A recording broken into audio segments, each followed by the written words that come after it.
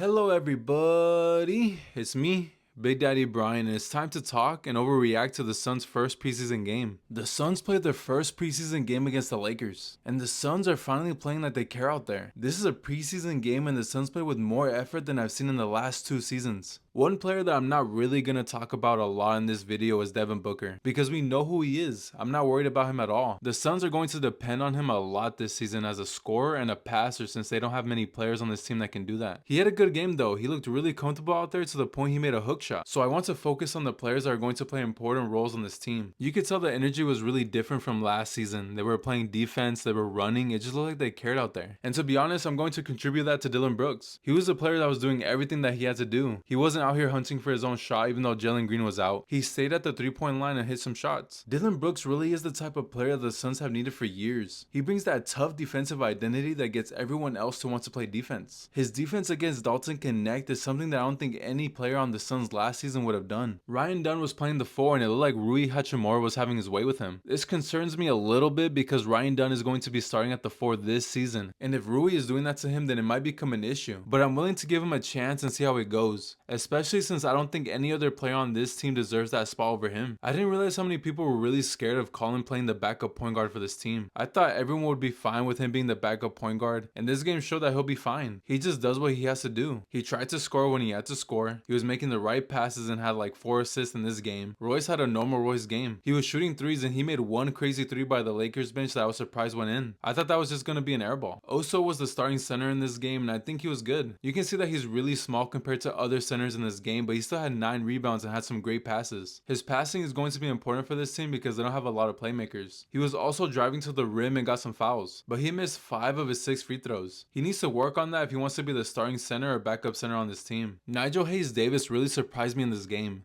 He got the ball and made a shot in this game where he was shifting to the right and actually made it. And when I was watching that part of the game, I was like, he's not going to make this at all, and then boom, swish. He was also fighting hard for rebounds and diving for loose balls. Now let's talk about the rookies that played in this game. Malawach played 10 minutes and I think he played a solid game. He did a good job getting rebounds, but sometimes I felt like if he just boxed out a little bit better, he could have gotten more. I think that's going to be one of the issues with this game. He's so big and tall that you would think he would be better at rebounding. So I guess we'll see how that looks throughout the season. I like how he isn't afraid to dribble and shoot when players are in front of him. We saw in this game why that's important with DeAndre Ayton. He had a play in this game where instead of posting up Oso for an easier shot, he goes for a hook shot and misses. And this game also gave me the idea that maybe Malawach won't be getting many minutes this season because Oso and Nick Richards were playing ahead of him in this game. I understand that they might not want to play him because they actually want to win games, and this team isn't built to let him experiment with his game, because if he experiments with his game, he'll most likely make them lose more games than win games. Rasheer Fleming also got to play and he did a good job. There was one play where I thought the Lakers were going to get easy points, but somehow he got the block. I was really surprised how good he was playing at the 4. I think that was one of the biggest concerns from everybody, is that he wouldn't be able to defend 4s in the NBA since he mostly defended 5s in college. So this at least gave us a look to see how he plays defensively against other 4s, and I thought he was pretty good. I think he's going to be one of those players that unexpectedly gets minutes in the regular season because he's just a bigger wing and the Suns just don't have that many big wings. They got Grayson Allen, Royce, Ryan Dunn, Nigel Hayes-Davis, and it just takes 2 or 3 of them to get injured for him to get minutes. It sucks that Green and Mark Williams couldn't play in this game, but I prefer if they're not healthy for a preseason game that they don't play, so it's fine. I'm really surprised that Kobe Bria got no minutes in this game, especially since they played David Duke over him. Like, Kobe Bria should be getting minutes over him since he's on a 2-way contract, but I wouldn't be surprised if he got minutes in the next game, just to see how he looks, especially if some of these players are out for that game. Since it's the preseason, I hope the Suns do some weird lineups. I really want to see some Oso at the 4 and Malawach at the 5. I thought it looked good in Summer League, but that's Summer League. The 4s in the NBA are completely different from the 4s that Oso guarded in Summer League, so that's why I really want to see that lineup, just to see if Oso is capable of defending 4s in the NBA and to see if Malawach in this lineup can hit 3s at the 5. Plus, if the Suns ever want to play a big lineup, then this is a lineup they can use. If they do run this lineup, I hope they put Book, Royce, and Dillon Brooks. You get Book as the main scorer and 2 players in Royce and Brooks that will hit 3s and defend. Plus, Book doesn't have to be the only good passer in this lineup that can get others open shots, since Oso is good enough of a playmaker to get others open. But for this lineup to work, Oso needs to be willing to drive towards the rim since nobody is going to guard him if he's at the 3-point line or even in the mid-range area. And if he gets fouled driving towards the rim, he needs to hit his free throws, because then teams will happily foul him if he's 1 for 6 on free throws.